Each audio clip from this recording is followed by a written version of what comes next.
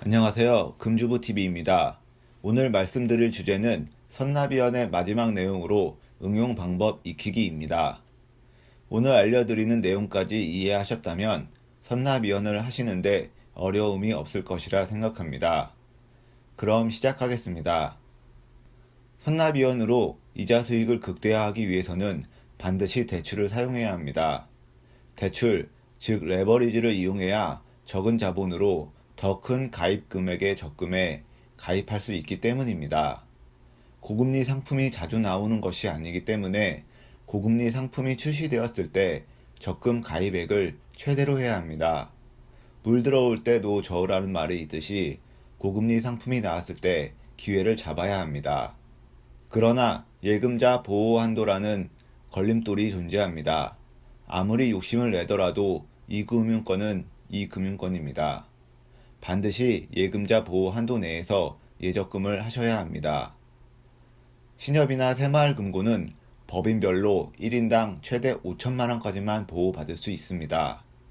그런데 분명히 하고 가야 할 점은 보호 금액의 범위입니다.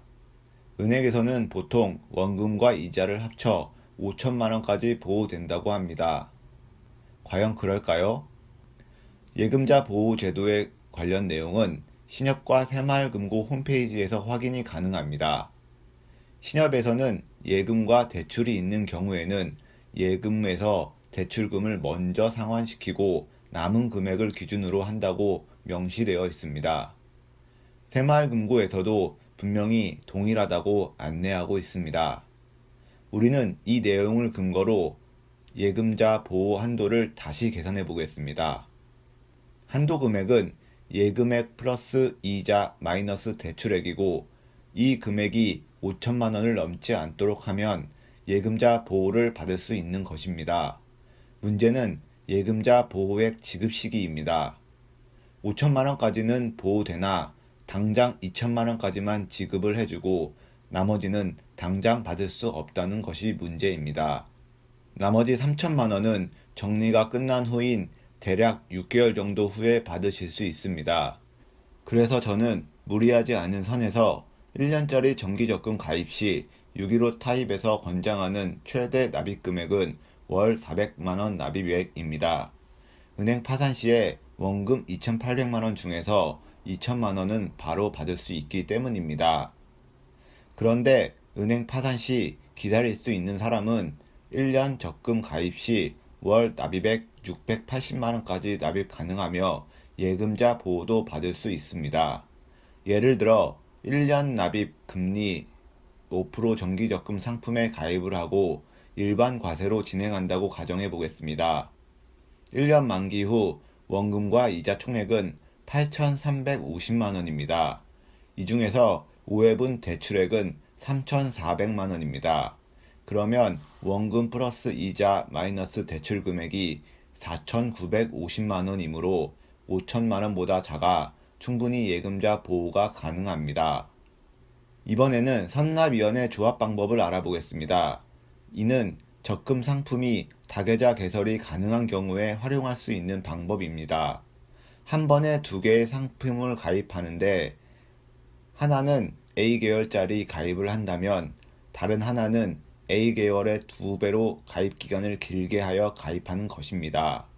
예를 들어 12개월과 24개월짜리 상품을 가입한다거나 24개월과 48개월짜리 상품을 가입하는 것입니다.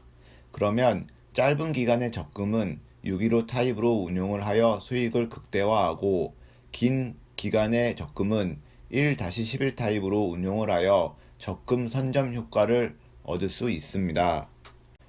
예를 들어 보겠습니다. 현재 가진 금액이 730만 원이라고 가정을 해보겠습니다. 그럼 6.15 타입에 600만 원으로 가입을 하고 1-23 타입에 30만 원으로 가입을 합니다.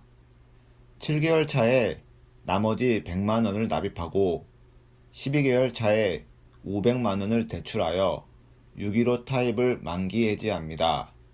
그러면 6.15 타입에서 얻을 수 있는 금액은 대출금 상환 후 원금 700만 원과 이자가 나옵니다. 그렇게 6.15 타입 적금은 끝이 납니다. 이어서 13개월 차에 1-23 타입 적금에 나머지 23회차 분을 모두 납입하려면 690만 원이 소요됩니다. 하지만 615 타입 적금이 만기되었기 때문에 충분히 납입 가능합니다.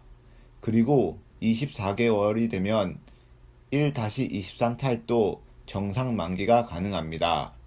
만약 13개월 차에 금리가 상승했다면 이 1-23 타입 적금은 그냥 해지하시는 것이 바람직합니다.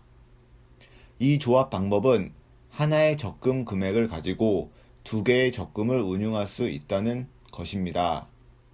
단, 첫 번째 적금이 만기날과 두 번째 적금의 납입일이 겹치지 않게 하는 것이 키포인트입니다. 그래서 두 번째 적금 가입 기간을 첫 번째 가입 기간의 2배로 하라고 하는 것입니다. 마지막으로 적금 기간별 수익률을 비교해 보겠습니다.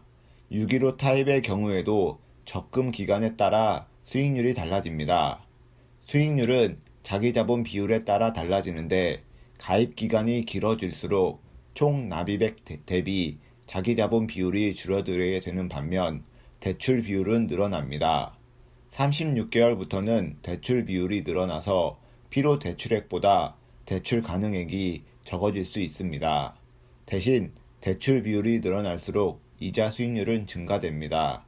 따라서 가입 기간이 길어질수록 수익률은 아주 약간씩 증가한다는 결론을 내릴 수 있습니다. 이번에는 615 타입의 수익률 계산하는 방법을 알아보겠습니다.